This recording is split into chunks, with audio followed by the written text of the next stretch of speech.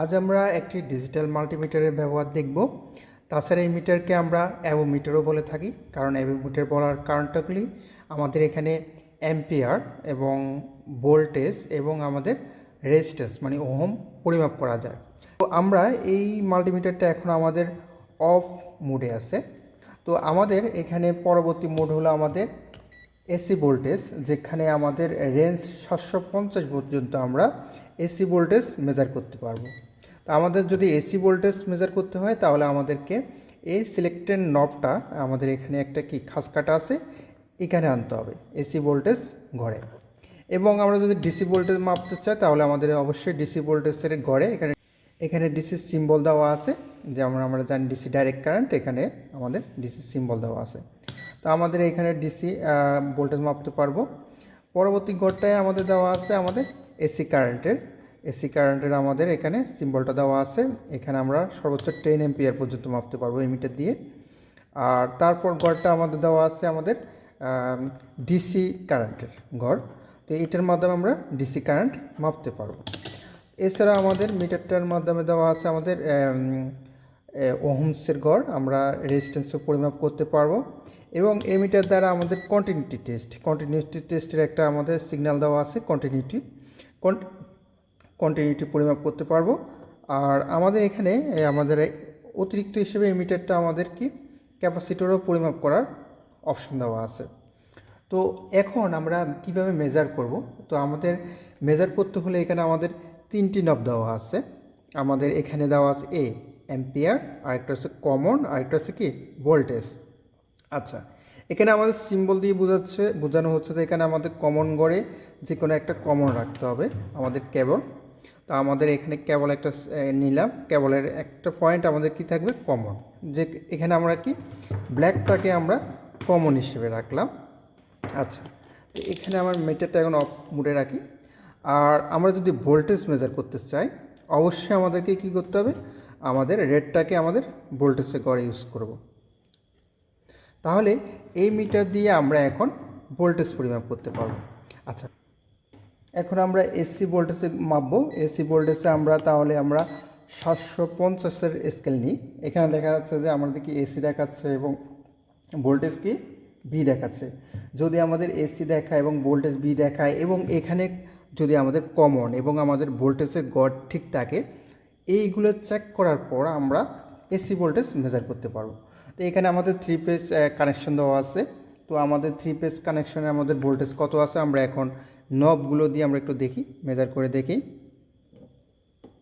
আচ্ছা, এখন আমার ভোল্টেজ দেখাচ্ছে আমাদের এসি ভোল্টেজ আছে এখন 400 ভোল্ট। 3 পেজের আমাদের দুইটা লাইনের মধ্যে এখন আমার 400 ভোল্ট দেখাচ্ছে। আচ্ছা, এখন আমরা ডিসি ভোল্টেজ মাপার সময় আমরা ডিসির ঘরে নেব, আমাদের ডিসির ঘরে নেব।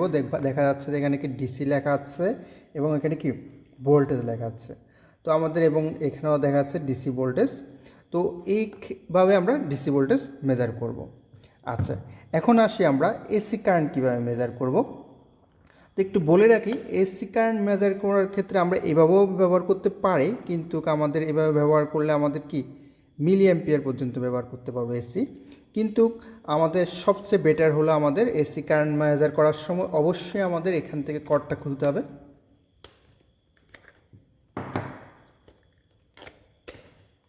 খুলে আমাদের এই অ্যাম্পিয়ার আছে না, এই অ্যাম্পিয়ারের ঘরে আমরা ইউজ করব, কারণ আমরা এখন কারেন্ট মেজার করব।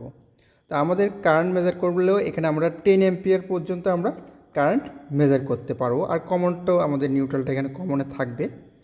তো আমাদের কারেন্ট মেজার করতে হলে আমাদের অবশ্যই এখন আমাদের মাল্টিমিটারটা কারেন্টের ঘরে সেট করতে হবে।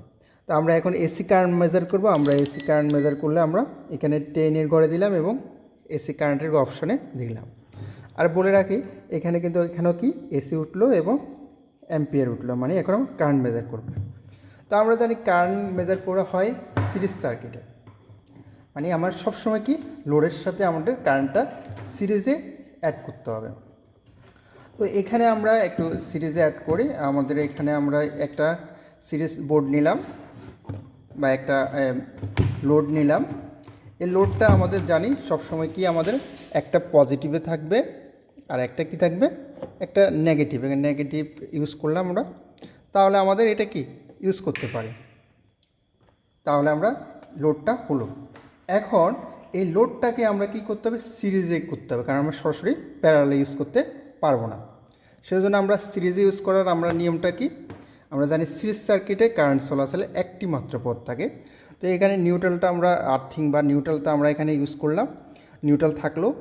আর আমাদের সিরিজের ক্ষেত্রে আমাদের এই 3 পেজের এই নবটা ইউজ করলাম।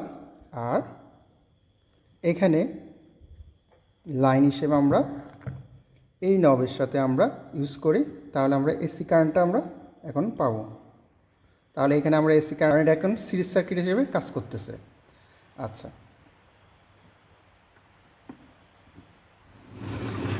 তাহলে আমরা এখন এসি কারেন্টটা কীভাবে মেজার করতে হয় আমরা দেখলাম, কারণ এসি সার্কিট সবসময় আমাদের একটু খেয়াল রাখতে হবে, সিরিজে অ্যাড করতে হবে। আর যদি আমরা এখানে প্যারালালে দিয়ে দিই বা এইভাবে এখন দিয়ে দিই প্যারালালে, তাহলে কিন্তু আমাদের সার্কিটটা নষ্ট হয়ে যাবে, সার্কিট নষ্ট হবে অথবা আমাদের মিটারটা নষ্ট হয়ে যেতে পারে।